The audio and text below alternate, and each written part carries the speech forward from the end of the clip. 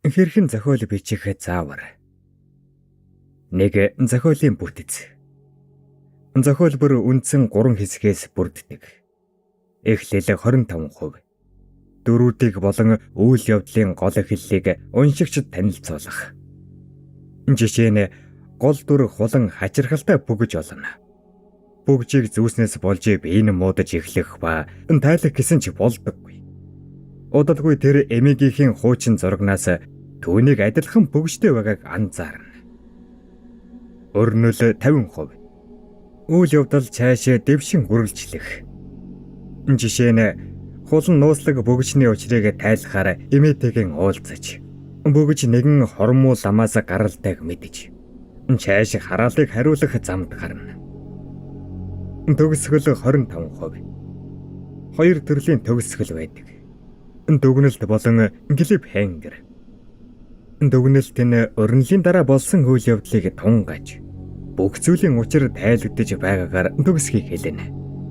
Жишээ нь лам хулангийн залуу сайхан биеийг өөртөө авахаар хараасныг мэдэж явна. Тэгээд амжилттай хараалыг хариулснаар амьд гарч байгаагаар төгснө. Клиффхенгер нь бүх үйл явдал тодорхой шийдэлгүйгээр уншигчийн төсөөлөлд үлдээхэр дуусахыг хэлнэ. Жишээ нь хулан ламын хараалыг хариулж байх үеэр асуудал гарна. Лам өгөж хулангийн гарнаас бөгж унана. Одоо хулангийн биед өнөөх лам байгаа юу? Эсвэл хулан амжилттай хараалыг хариулсан уу гэдгийг уншигчид үлдээнэ. Уг бүтцэн зохиол олон хэсэгтэйч бай, богино өгүүлэгч бай хамаарна. 4 хэсэгтэй зохиол бол 1-р хэсэг нь эхлэл, 2 болон 3-р хэсэг нь өрнөл, харин 4-р хэсэг нь төгсгөл гэсэн үг. 2000 үгтэй богино өгүүлэг байлаа гэхэд эхний 500 үг нь эхлэл, дундын 1000 үг нь өрнөл, сүүлийн 500 үг нь төгсгөл гэсэн үг. Гэхдээ бичээчийн сонирхлоос хамаарж 4-р хэсэг гэж бий. Эргэлт нь өрнөл болон төгсгөлийн хооронд орших ба эхлэлээс өрнөл хүртэлх уншигчдын мэдэж байгаа зүйлсийг өөрчлөн томоохон эргэлт бүхий оргил цэгийг хэлдэг. Жишээ нь хулан яг үнэндээ лам бөгчний хараалтай холбоогүй гэдгийг мэднэ. Түүний эмээ энэ бүхний ард байсан ба өөрийнх нь залуу биеийг хулгайлахаар худал хэлсэн болж таарна. Эргэлтийг зөв хийхийн тулд тухайн эргэлт болоход хэрэгтэй сэжвэр, мэдээллүүд өмнө нь уншигчид аль хэдийн хүрсэн байх ёстой. Үүнийг Чеховын буу гэдэг.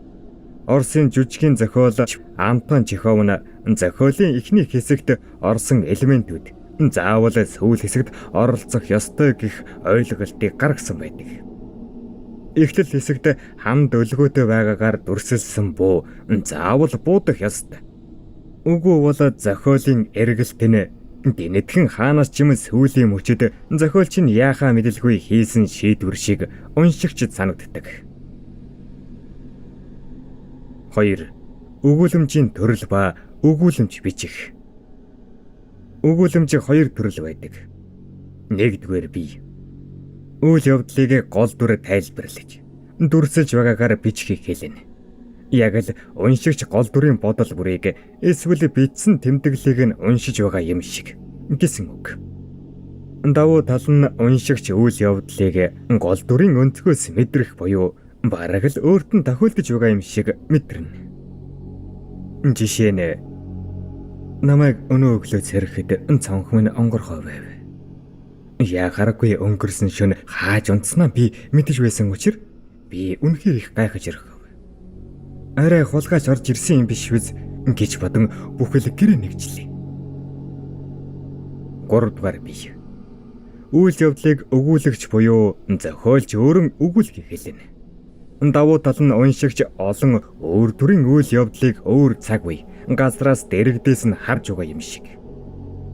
Жишээ нь өнөө өглөө мөнхөг сэрэхэд өрөөнийх нь цонх онгорхоо байв. Урд шөнө яахааргүй хааж унтснаа мэдэж байсан тул тэр гайхаж ирэхв.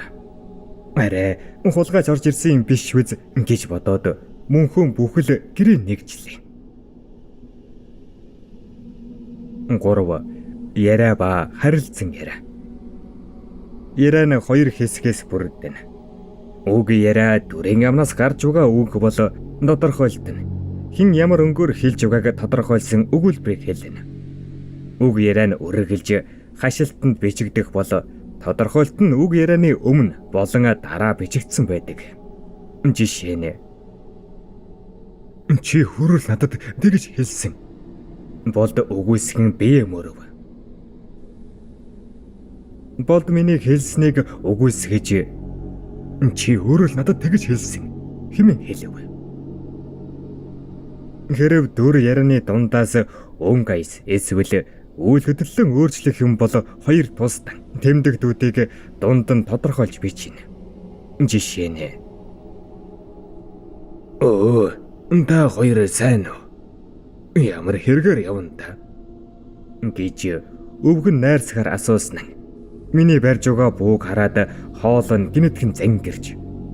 Чи нэрэ намайг алах гээгүй үз. Хэрв хоёр хүн хоорондоо урд харилцан яриа өрнүүлж байгаа бөгөөд хэн ямар өнгөөр ярьж байгааг нь ойлгомжтой бол шууд тодорхойлтгүйгээр үргэлжлүүлнэ. Жишээ нь уцаар ярьж байлаа гэхэд байна уу? Байна. Миний нэт сайн уу? Сайн байлгүй яах вэ? Хоёулаа гадуур гарах уу? Өнөөдөр үү? Тийм ээ. Найз нь өнөөдөр хамжихгүй нэ. За ойлголоо. 4. Доголмор ашиглах. Өгүүлэмж шин сэдв рүү шилжих. Өөр амьсгал өөрчлөгдөх эсвэл дүр ярих бүрд доголмор заавал авах ёстой. Энэ нь нүдэнд амар бөгөөд уншигч хаана явж байгааг хянахад тус болдог. За тэгээд ер нь бол захин орчинд байгаа бичвэрийг цаасан номтой харьцуулахад уншихад хэцүү байдаг учраас догол мөрн нэг хоосон мөр гэж ойлгох ёстой. Тэгээд бичсэн зохиолон хаана оруулах вэ гэж юу? Хүйтэн цай Facebook группт нэгдэж өөрийн бичсэн түүхүүдийн хуваалцаарай. Бид шилдэг сайн зохиолуудаас дээжлэн сонсдог хэлбэрээр YouTube дээрэн тавих болно. Нийтдээ 1 цаг буюу 9,000 үгнээс дээш цаврал зохиол бичих юм бол бид танд энэ бүх болон зангийн аудио дээр орлогын их өсвөртэй болоход тань туслах болно. Мэдээж энэ бүхнийг таны зөвшөөрөлтөөр хийх болно.